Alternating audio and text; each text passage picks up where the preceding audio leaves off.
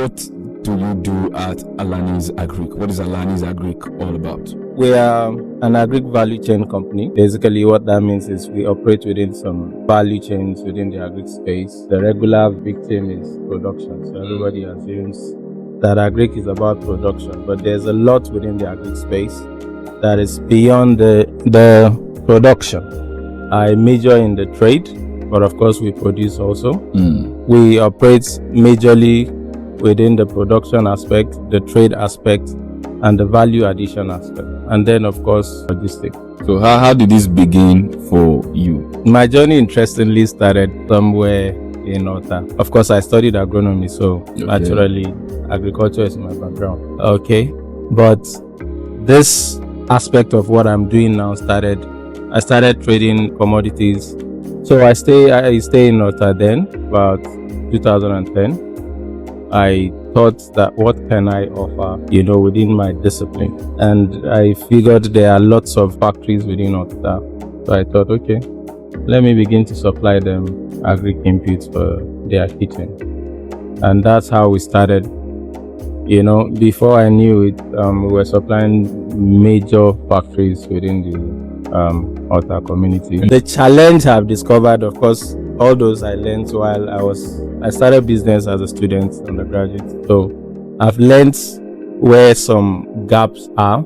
And I noticed for agriculture, marketing is an issue. So I know finding a producer won't be an issue. So I got a farmer who was producing but doesn't have market. I went to the factories. I gave them offers they couldn't resist. And then I connected the dots. And that was how I started. I had a business. I employed my first staff doing that. And then fast forward, I met the person I call my business mentor now. A very humble person. So it's interesting how you started. You saw that there was a gap. Well, since you studied agriculture, why was your first thought not to go into primary production? I've done all the production side, but I discovered, like I said, that market is an issue for agriculture, where I got to have those experiences. And it just talked to me that, okay, by the time I float my business, I will make sure I work on it. So my strategy is first create the market, then backward integrate produce. Okay, so I'll give you an example. I started trading cashew. 2016, I went back. I bought 50 acres in Ogumosho, and I started producing cashew. I started trading sesame. After that, I went to Kogi, started producing sesame. Okay, for maize, for the same thing. So my strategy is start with the market. Since market has been an issue, master the market, then go to production. I use other people's products to create the market.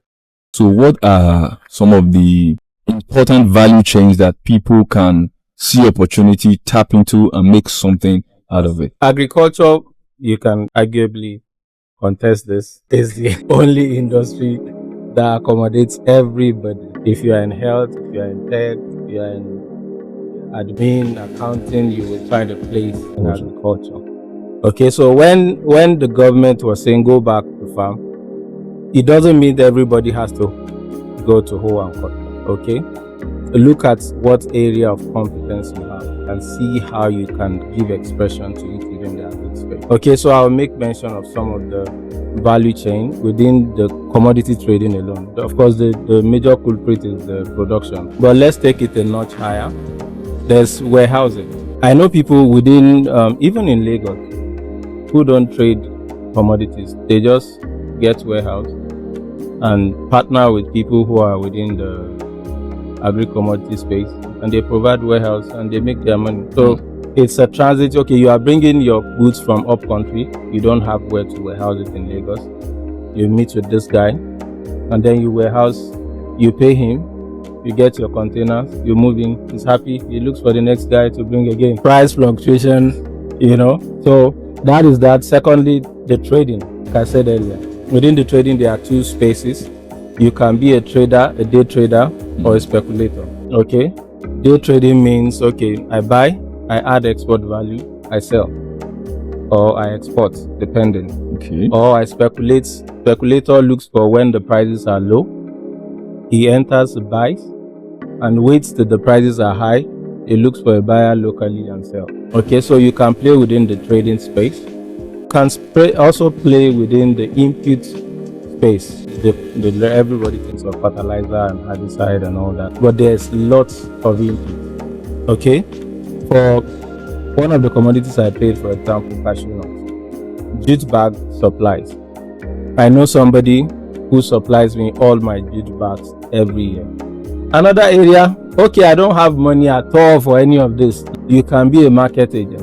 Okay, an agent connects the guy who has the product with the guy who wants to sell, and they are agents at every level of agriculture.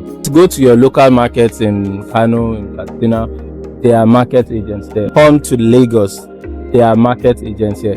Go to Singapore, there are Agri-commodity market agents who network exports, those who are importing the commodity there in India or Vietnam, or with the guy here in Nigeria who wants to export. So you can play within the agent's value chain, or your own job is connecting people and making good money. There are agents who make more money than traders. Okay, so there are lots of space, a lot. Everybody can play within that space. Just locate where you best fit in and you're fine. Where do people go to get these kinds of information? My strategy will be locate somebody who is practicing, and you don't always need money.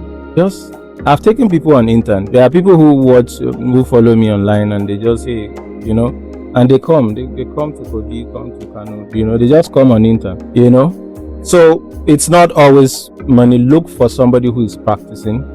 Then offer your time, offer your, and then learn. Okay, the real information are out there. So I got the advantage of learning under somebody. Okay, he has been in the industry for over 25 years now.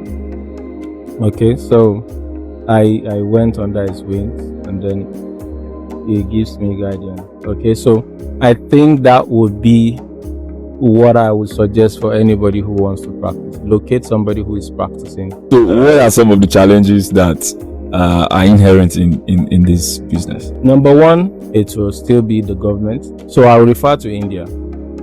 Okay, the industry where I play is highly dominated by India. I'll speak first on research and development. Challenge of research and development, funding. Yeah. Again, I'll refer to the Indians. And one of the reasons is the fact that they can get cheaper funds than I will get. If you're going to get money from a bank now or a finance house, at best you probably get 28, 30, maybe more. So how would you survive based on that? How will you compete with that kind of money? The other guy comes in with single digit funds. Okay, so that gives him a leverage. Not just the money. Honestly, that is another area I want to mention, is multiple taxation.